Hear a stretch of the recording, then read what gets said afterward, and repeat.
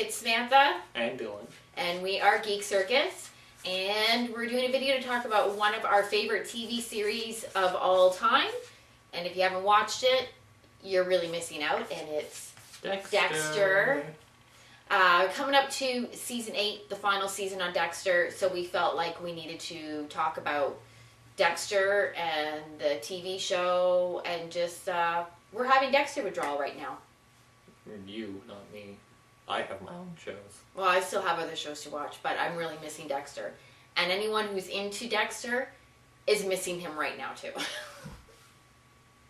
So, let's get right down to it. Season 1. I haven't really watched a lot of season 1, so...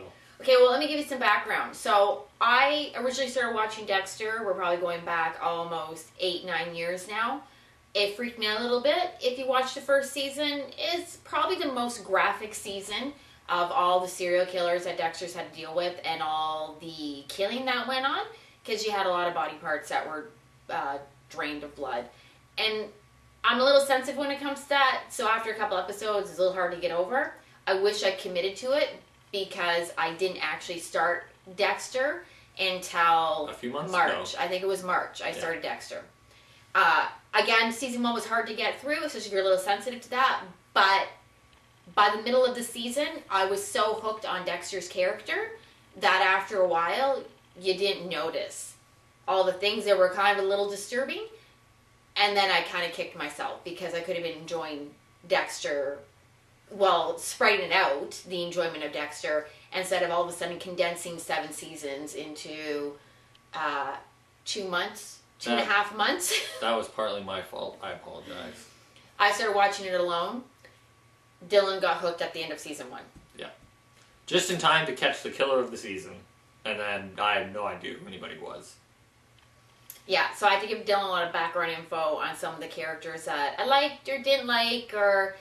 But to me, it's not even about everybody else. It's all about Dexter. And the way Dexter evolves and changes every season. Even things he learns about himself. You know, he's figuring he was born a certain way, and his adopted father, Harry, told him this is how he should be, and he's not really like everybody else, and he's going to learn to fit in. But if anything, I think we've learned in 7 seasons, in a way, Dexter is more true to who he is, and more of an authentic person than I think most people are in this world. He's like humanity 2.0. You called him the anti-hero too, which was really kind of a neat. He's fine with who he is, aside from like everybody else in the series. He knows who he is. He knows very much who he is. He knows the type of person he is. He knows how to control his emotions really well, which is very interesting to watch because when Dexter snaps... It's hilarious. It's hilarious because it's instantaneous. You don't even notice, like, boom, lightning speed like a cat. He's like Batman. So I have to say... It is disappointing after waiting all these years to get into Dexter and then burning through the series too fast, which means I'm probably going to start it over again when I watch some other stuff because we're in the middle of watching Castle and just finished Haven. Anyways, that's trailing off to a different direction. If you, like I said, if you've never watched it, it is a really great show. It's highly addictive. The characters, some of them are insane. Some of them are extremely annoying. Some of them you really want Dexter to kill, but you know. It's like for a show about a serial killer who kills other serial killers, it's really deep. It's so deep and so complex. And the character development of Dexter is fascinating. Like, you are so drawn in to Dexter and his personality and who he is. It becomes addictive. He's kind of like a Terminator at first, because he's cold. But not really. He believes he's cold, but he has this attachment to Rita.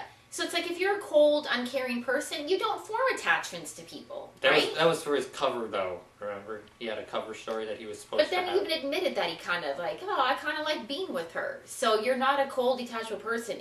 Even if you're using it as a cover story, you still enjoyed a certain aspect of being with that person. That's why it was interesting, because he would talk about himself in like a... what is like the third person type thing, like this is how Dexter's supposed to be. He had his internal monologue. Yeah, and Harry is like the angel on his shoulder, always whispering in his ear, like, you know, you're like this Dexter. I'd say he's more like the Jiminy Cricket because Jiminy Cricket. because but Jiminy Cricket was real. Harry's not. He's kind of neutral though. Harry isn't like this like overly justified persona. It's what Dexter remembers. It's just true. Continued on. That's true. But then when you get into as the series changes and then Dexter becomes a father, which was completely fascinating because he was convinced he couldn't be a father because he's a serial killer. And then he had Harry telling him it was like the biggest mistake he could ever make and he was definitely going to ruin this child's life. I don't know about you, but a father who's a black belt in karate, knows about crime scenes, knows how to kill people and get rid of it and leave no evidence behind, it's probably one of the best fathers you could have, especially if you're a girl.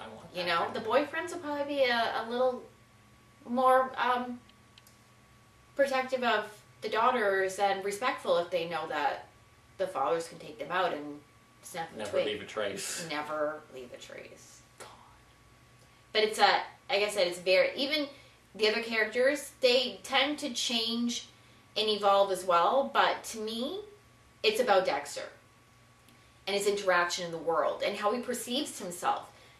And like you said, it starts out with him being that cold, detached person that he thinks he is, and each season he's learning he's human.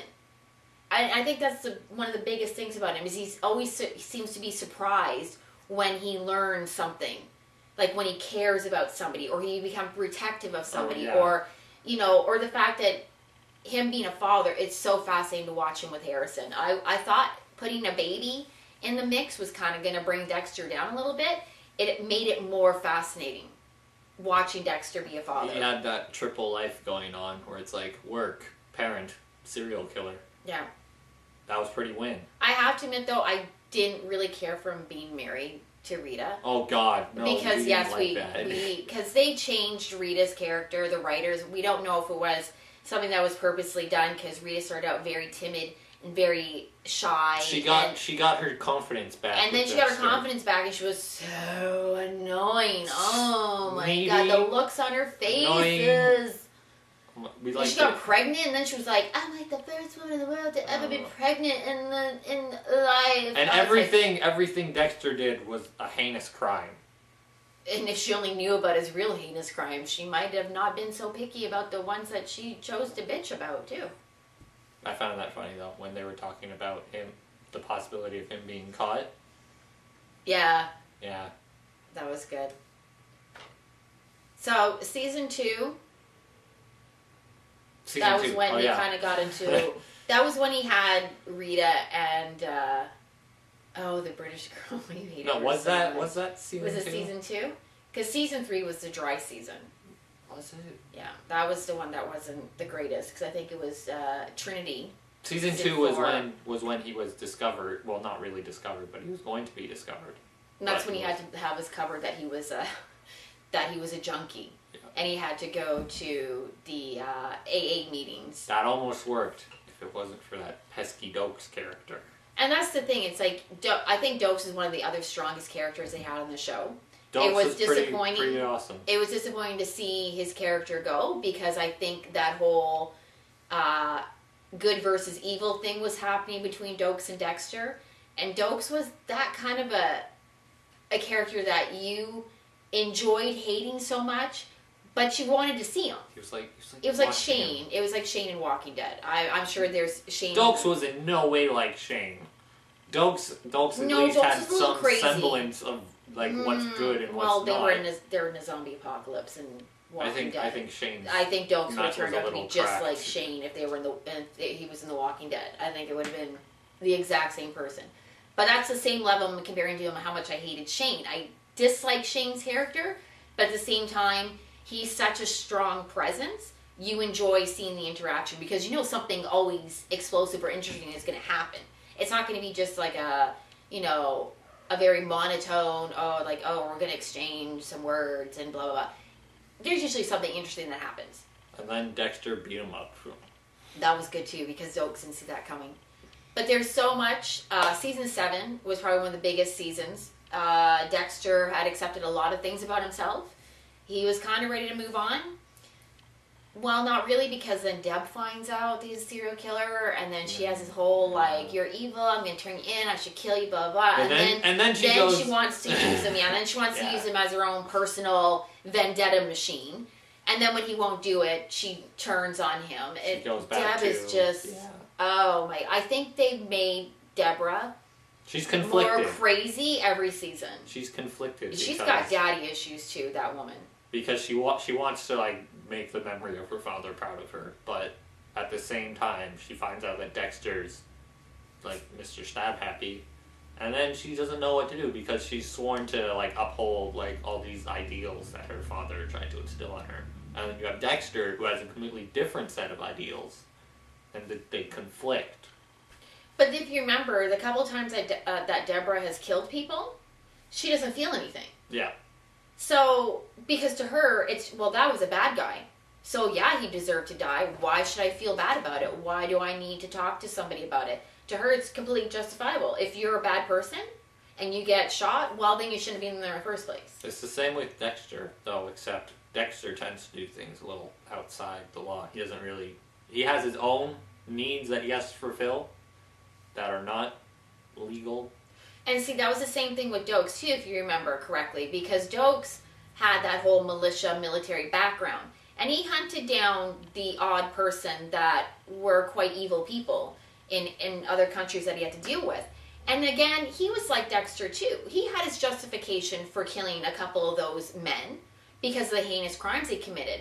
But it's funny how Deb and Dokes had put themselves on a higher pedestal then they see what Dexter is. And it's like, in a way, Dexter's actually better than them because he would do his research and he knew they were bad people for a fact. And these people actually escaped justice. So, or they weren't even on the radar. Or they weren't even on the radar because they were that good. Well, they weren't that good that Dexter couldn't find them because Dexter's pretty smart. You'd have to be, well, again, you'd have to be Batman. Yeah, kind of like Batman. But I think that's the issues I had with Dokes and still with Deborah too, because they can justify what they did.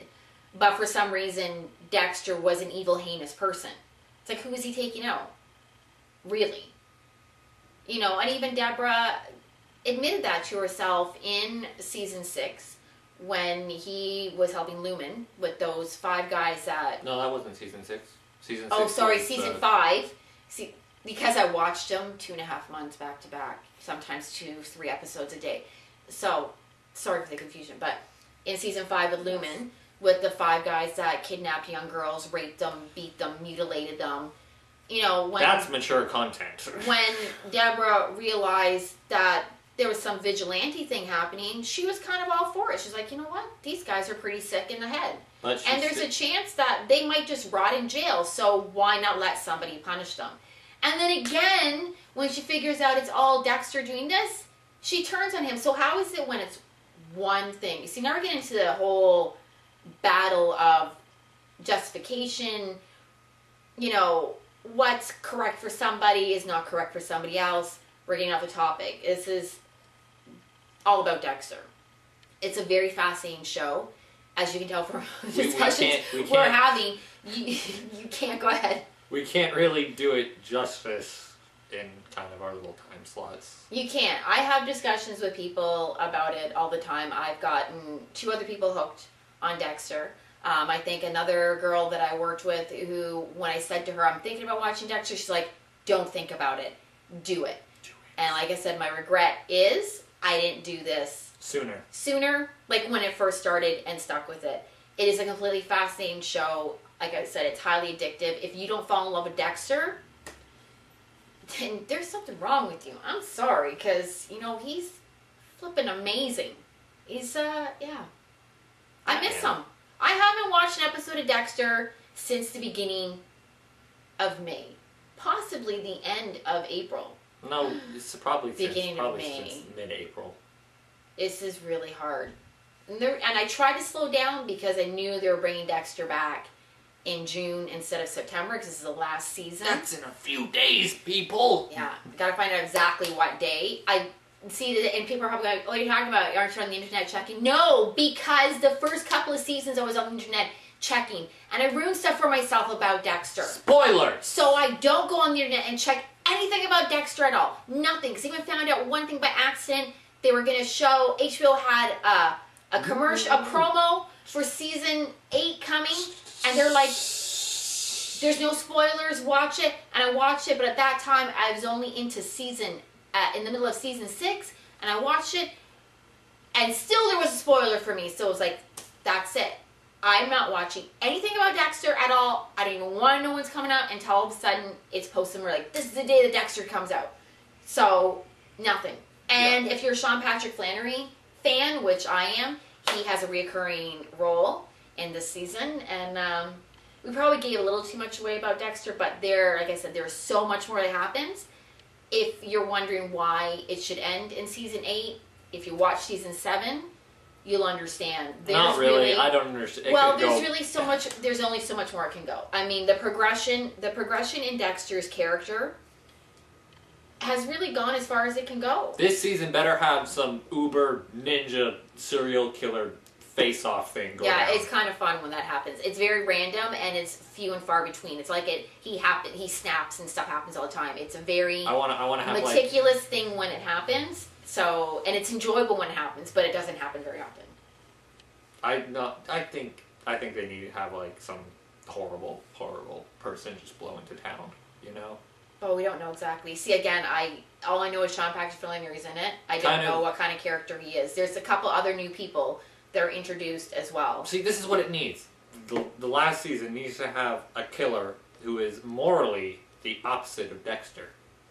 Have Dexter's like evil. Well, I don't know how to say. It's hard because he's lawful. No, lawful, chaotic, neutral. No, he's good, chaotic, lawful. No, he's lawful good. Lawful. No, he's not really. No, he's lawful evil is the one where it's like you might be evil, but you have a code. So he's lawful evil. I think he's lawful evil. You need to have a chaotic evil I know, guy I'm so rolling. D&D. I think he's lawful evil. You need to have a chaotic evil guy rolling who will just not care about anybody. You need to have like at least 2 main character Maybe decks. that's what they were trying to do with Miguel. No, Miguel was just he was pretending.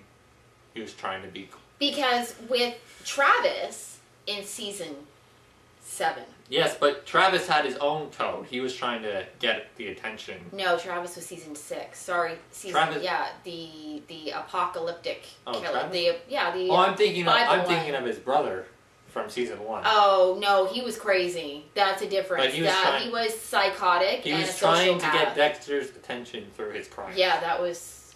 I haven't seen my brother since you were 3 years old. I'm going to murder women to get your attention so we can be brothers again. That's psychotic. If you have the hardcore detective work to find out that your brother is a blood spatter analyst at wherever it is, why don't you just go up to him and say, hey, I'm your brother. Miami Police Department. You don't kill a couple people and then be like, hi, let's kill this one person together because we're brothers. Look what I did for you. Wasn't this exciting? Do you want to be besties now? That's why, okay, so season 6 with Travis, the Bible Apocalypse killer. With Edward James Olmos? Yeah, he's in everything. Yes. He's in everything. That was interesting because Travis was like Dexter. But in nuts. a way, but completely insane. Whereas you can't say that about Dexter because Dexter's rational.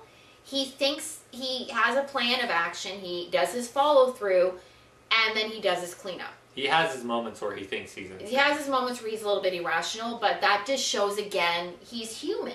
Just this totally rational guy who can have conversations in the middle of a filled room with his dead father. But then sometimes his conversations are more interesting than what you can have with a normal person, like when he became friends with Brother Sam. Yeah. And they had that whole discussion on, good and evil. Is there a God? A lot of people in life tend to have that discussion. This is a very touchy subject. So we're not going to get into that. We're just saying that was an interesting conversation, friendship between the two of them. That was a very interesting friendship anyway. Yeah. You had the criminal who had moved on, who wanted to do better than what he did before. He wanted to save everybody. Yeah. He had a preacher attitude. Like he was a preacher. Yeah, but he became one. But that's the attitude he had too. And I think he thought he could shepherd Dexter, but I think I found it more interesting because Dexter found it interesting. He tried to teach Dexter to let go of kind of his need to kill. Well, not really, not directly, but he tried to teach him forgiveness, and then, that kind of went thrown out the window. And don't, hey, and you know what? Forgiveness for most people is a touchy thing. I mean, we've all gone through things in life where it's hard to forgive people for certain things that happen. So that's why it's like the conversations that happen, it's not about the serial killing. It's not about Dexter killing. It's not about the police work. It's about the relationships, the counterbalance, the way the power shifts in some relationships, like with Dexter and Deborah when she finds out he's a killer. That's the most fascinating thing about the show. And Dexter, because again, it's all about Dexter. He's Ghost Rider in a minivan. No, he's Ghost Rider instead of Batman. Well, he's Yeah, he has a minivan. Like, honestly, he stuck to that minivan even after it's just him and Harrison. That's love. That's love for his son. I'm pretty sure he killed somebody in that too. Did he kill somebody in the minivan? Yes, he did. Pretty win. No, he didn't kill them. He just stuck their bodies in there. Oh, and nobody found them. No. Minivans. So, we're very excited for season 8. I'm going to definitely savor every episode I can when it's on its 2-week hiatus, which HBO does that to its shows. I will take the 2-week hiatus because I need to enjoy everything about the last season. And then after I mourn the ending, like I did with Fringe, I will start it from the beginning. And then we'll watch Walking Dead. If you've seen our other video about The Walking Dead, you know how it gives us lots of feelings. Rip rhymes. I can't wait for that to come back. Anyways, there's lots of other shows we can talk about. We're looking forward to Falling Skies. Defiance. I think we want to watch that. We got to start watching Continuum again. We're getting into some older series. Jericho. Heard very good things about Jericho. There's lots of series I've missed out on. I'm going to be revisiting Carnival. Anyone who is an HBO fan knew that, Deadwood, another awesome series. I've revisited that already. Battlestar Galactica. Yeah, I have no life. We have no life. But that's okay, because it's fun what we do. It is. So, it's Friday. No, I'm not going to do it. Everybody have a great weekend. And we'll see you sometime. We'll see. We'll do another video soon when the inspiration strikes. And I hope you enjoyed Dylan's rant about EA and the new Xbox game. God, no! No! We'll handle that sometime in the next week, the new Xbox. Okay. Still haven't. I know. Okay. No, All right. it's We not. have to go now. Dylan's having Ah, God! Hey, Geek World. Have an awesome weekend. And we'll Chat see- again soon. Yep. Like our channel. Subscribe. Check us out on Twitter, Geek Circus. We're doing a Facebook page now, Geek Circus. Like us, subscribe. We got our blog. Yeah. So check us out. Hope you like it. Leave comments. Please leave comments. Your input is valuable. I know. Or we can just keep doing crazy things. And obviously somebody likes it because we're still getting hits and views. So You kids today and your weird habits. yeah. We don't know anything about being weird. Okay, we're going. Yes, for sure. Great weekend. Bye. See ya. Yeah.